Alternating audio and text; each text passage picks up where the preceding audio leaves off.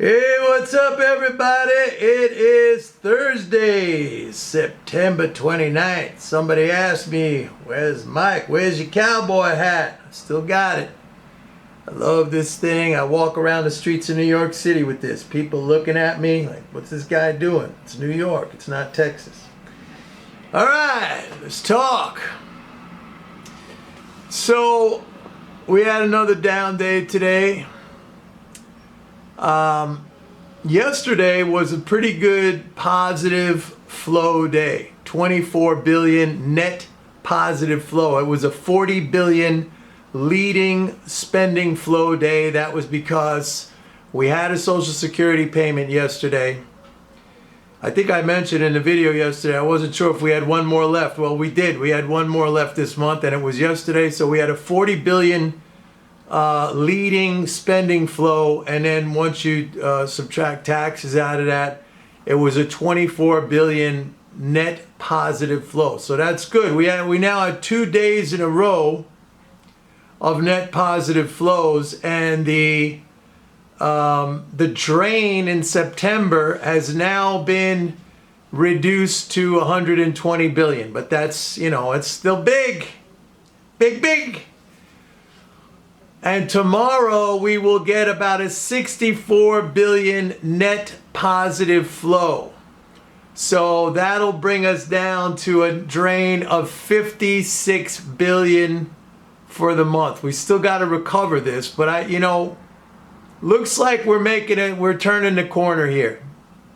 Despite today's negative, and they really want to sell this market. And you could see that. I mean, we should have had a positive day today with 2 days back to back in positive flows. But sometimes it takes a day or two. But tomorrow we're gonna have a big one, 64 billion positive flows. So if you add up the 3 days, it's gonna be significant. It's gonna be significant. So we should see some positive movement tomorrow and into Monday, maybe early next week. All right. So and actually today, when you look at market behavior today, I mean, we settled off the lows. S&P made a new 52-week low. The NASDAQ has not taken out the June lows. It's very close. Okay, so that could happen, but so far it hasn't. The Dow has, the S&P has, so, there you go. We basically have seen these lows before back in June. We're just, in the Dow and the S&P, we made some marginal new lows. Somebody here, and I won't say who, called me a perma-bull. And first of all, I'm not into labels, but if that gets you going, fine. I will assume that title, and I'll tell you why. I'm not ashamed of it, because first of all, I've been doing this a long time. My outlook, my analysis is based on the macro picture. When the government is spending $7 trillion a year. All right, we have never seen this kind of level of fiscal support, and that's even, we're talking about even with the cut from last year. Okay, so we're going to be around, six, close to 7, 6.6, 6.8 trillion or something. Back in the old days, we were, let's just go back to the Trump period.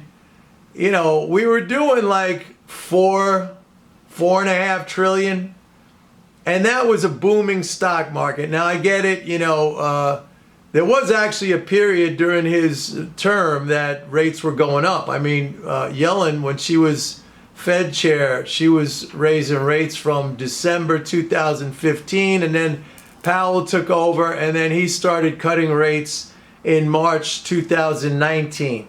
Okay, so for like 4 years, they were raising rates. I think there was something like 8 rate hikes over that period of time. Now, they were incremental, but nevertheless, there were like 8 rate hikes.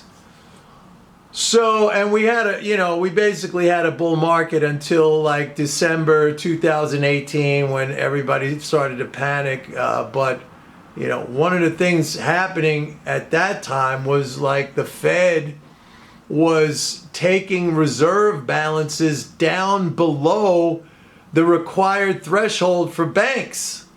So it was literally, like driving a car, into a wall. I mean, the Fed is supposed to understand that if it imposes reserve requirements at a certain level, then it should not be engaged in taking reserves down below that level. I mean, you put the whole system, into basically insolvency. It was stupid, and they had a reverse course. I've been over that in prior videos.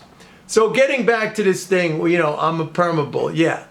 When I see the government, having up their spending by 50, 60% from prior bull markets, let's just leave out the term bull markets. When I see government spending jacked up to 50, 60% more, 70% more than past periods of where we saw decent economic growth, why wouldn't I be bullish? Okay, again, I'm not a guy who's into labels.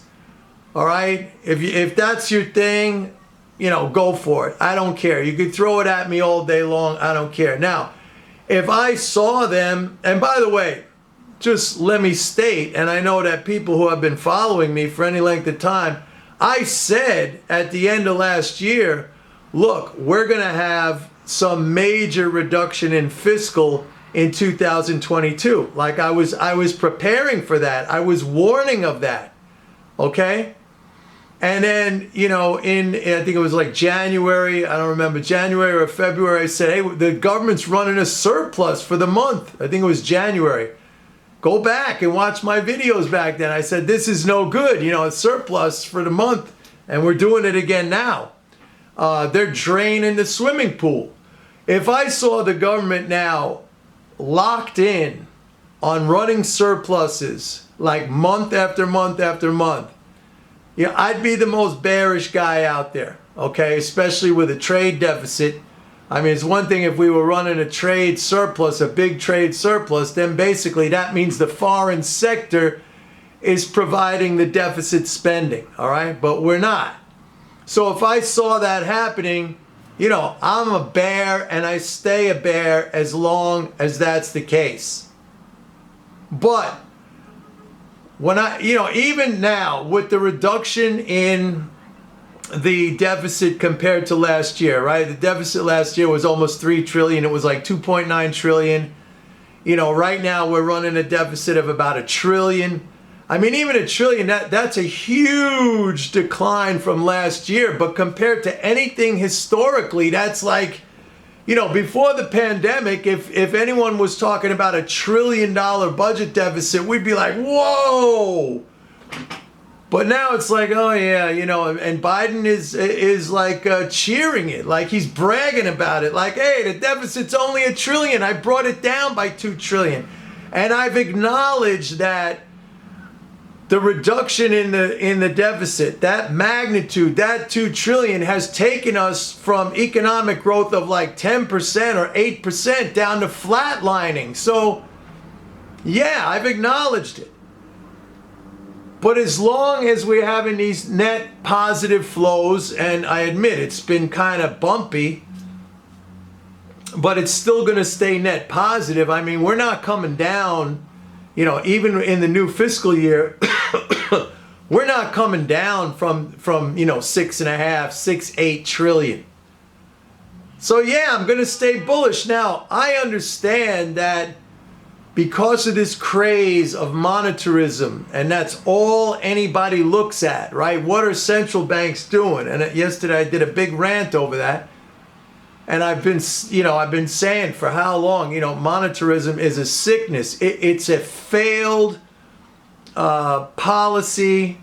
It is a single variable completely destructive policy, but it's, you know, that's what everyone runs on nowadays. I mean, it's been that way for 4 decades, but now it's like more of a sickness than ever. Like, I've acknowledged that. So when the Fed raises interest rates, there's the reaction, there's the negative reaction. That doesn't mean we're not in a positive economic environment. Look, we just had numbers again today. I mean, we had the initial claims for unemployment drop down to the lowest level in 6 months.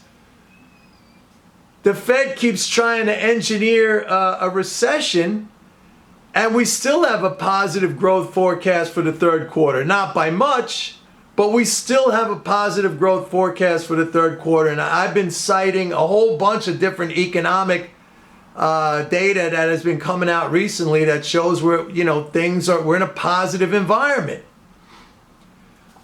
So yeah, if you want to call me a perma bull, because I go by the macro. And when I see this level of fiscal support, 6 trillion, 7 trillion, running $1 trillion deficits, if you understand, it's another thing, you can be a scoffer, you can be a mocker, right, of what I say. Ha ha ha, look what he's saying, but you don't want to learn. You don't want to have understanding. You delight in your scoffing, you delight in your mocking, and you hate knowledge, okay? And just because I say, look, you got to be patient on this, it's going to turn around, everything's going to work out as long as you don't give up. Now, by giving up, I mean you can give up mentally, you can give up monetarily, like throw in the towel. I mean, there's many different ways to give up. It's your choice. You can scoff and mock and label and think you are, taking a higher intellectual position. You are not. All you are doing is exposing the fact that you hate knowledge. And that's fine if that's your position. So yes, I'm a perma bull, because when I see conditions as they are now, and I'm talking about the macro, the fiscal, I don't see any other way to look at that other than to say that is, and it's still an enormous amount of support being given to the economy. And I understand that everybody's freaking out because, central banks are raising interest rates and it's creating a lot of volatility, and people are scared and people are frightened and people just automatically react because that's what they've been told to do. But again, that is evidence of just a lack of understanding, not wanting to understand, buying into a view, basically an opinion, and it has some self-fulfilling some self-fulfilling qualities. Like when people see that, they sell, and that pushes the market down. So they attach the causation wrongly. They attach it to what's going on. Okay, there was just another thing today that I saw, where pension funds now, because of the increase in interest rates, pension funds all around the country, like state pension funds and private pension funds, they've been made whole again because of the higher interest income that they have been receiving. And again, I'll just state that this is the very nascent beginning of this trend. As these government securities that people own, as they mature, and new ones are issued, they're going to have the higher coupon, and we're going to have an embedded higher interest rate fiscal flow for a long time. I mean, that's going to be pumping capital into banks. It's going to be pumping capital into pension funds and retirement funds. It's going to be pumping capital into people's savings account. I mean, it's just going to be like this. You talk about a fiscal pump, you talk about the pump into the swimming pool. I mean, the pipe is just going to get bigger and bigger, and the flow is going to continue to expand. So you want to throw around labels, that's perfectly all right with me. I'm not a label kind of guy. If that's the label you want to put on me, I'll assume it. Because nothing in the picture, at least the things that I look at, which I not only deem to be important, but which I know to be the drivers of the economy, nothing in there telling me that I should be a bear right now. Markets go through corrections. These things happen in the short term, and that could be 3 months, that could be 6 months, it could be even a little bit longer. Emotion drives things. And emotion, you know, I've spoken about this so many times. Emotion comes from, again, a lack of understanding. It's fear-based. Okay?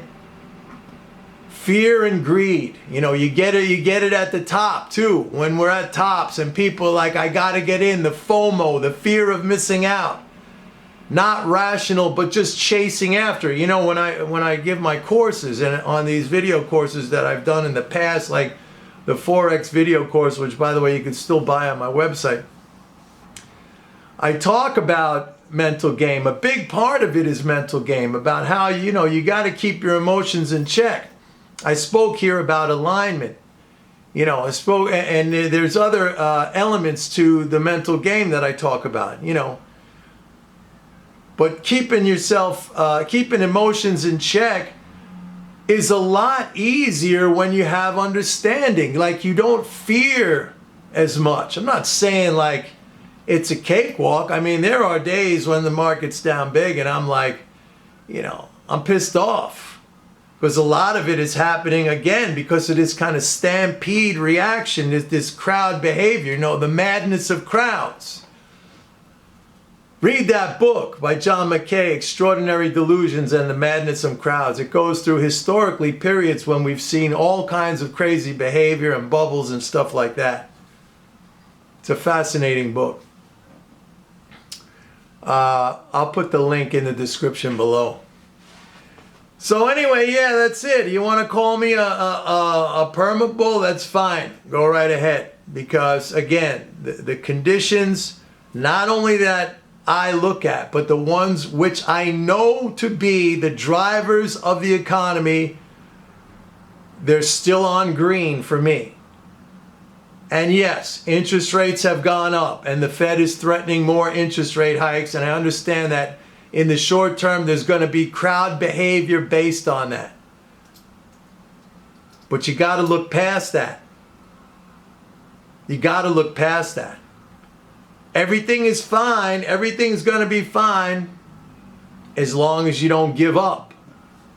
Giving up is easy to do. And like I once said, or I've said many times in the past, that if the market was a person, if it was an individual, if it was a thing, you know, its job would be to fool you as much as possible, to knock you, you know, off course, to goad you into doing things that you otherwise wouldn't ordinarily do. And you want to know something? It would be really, really, really successful at doing that. Like, better than anything you could possibly imagine. Think of some of the, you know, GOATs, like greatest of all time. What, Michael Jordan or, you know, Tom Brady or something. This would put those GOATs to shame. Because that's what it does. I once had a friend when I was a trader down on the floor. He was really, really good. He traded S&Ps exclusively. And like, it seemed to me like the guy never lost. Like, he was just such a great trader. And I asked him one day, I said, you know, what's your secret? I was very young and I was really getting started out. I was only maybe a few years into my trading career. And what's your secret, man?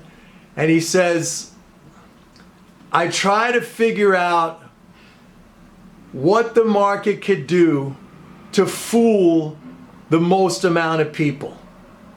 And that's what I would do. You know, like you know, it was like reverse engineering what would happen. Like, what could the market do to get everybody sucked into a trap? And then I would go against that. And I'm telling you, this guy was good. He made lots and lots of money. But it takes a certain kind of person. I'm not saying, only, certain individuals could do it, but you got to train yourself to do that. That's the thing. It takes training. And part of the training, like, you could use this opportunity right now. Like, this is really an opportunity. I mean, you could take it as a horrible, terrible thing going on and oh my God. Or you can take it as, look, I want to go through this. I want to feel this. I want to experience this. I want, every fiber in my body and all my emotions, I want it. Like, bring it on. Like, this is like going to the gym and working out a really hard workout, or doing like a marathon run, or a triathlon even. Like, put yourself into it. Like, really put yourself into it in a sense of like, yeah, bring it on. Bring on the worst case scenario. Fed's raising interest rates. Everybody's freaking out. Bank of England, had to react to put in liquidity the other day because their system is falling apart. It's crashing. Take all this, and it's very easy because these are the headlines. This is what you hear like nonstop all day long, and the market's down 300, 400, 500, 600, 700. Then like, yeah, let me have it. Let me have it. Because it's not going to last forever. But you want to feel this. You want to go through this. And then, down the road when things are calm and better and things are, going your way, you'll have some perspective. You could look back on that and say, yeah, I made it through that. I made the right decisions back then when nobody else was making the right decisions, or when few people were making the right decisions. That gives you strength, that gives you resilience, that gives you the ability to face these things. Or you could give up and go with what everybody does and what everybody says. That's what most people do. You don't have to be ashamed about it. That's what most people do. And then in the end, they're like, wow, I could have made so much money if I would have done this back then, but I didn't do it, right? How many people say that? Most people say that. Shoulda, woulda, coulda, right? Use this as something, as a learning experience. Use this as a training experience. All right, that's it for today. Don't forget, go to my website, Pitbull Economics. Sign up for a 30-day free trial of MMT Trader. Bye, y'all.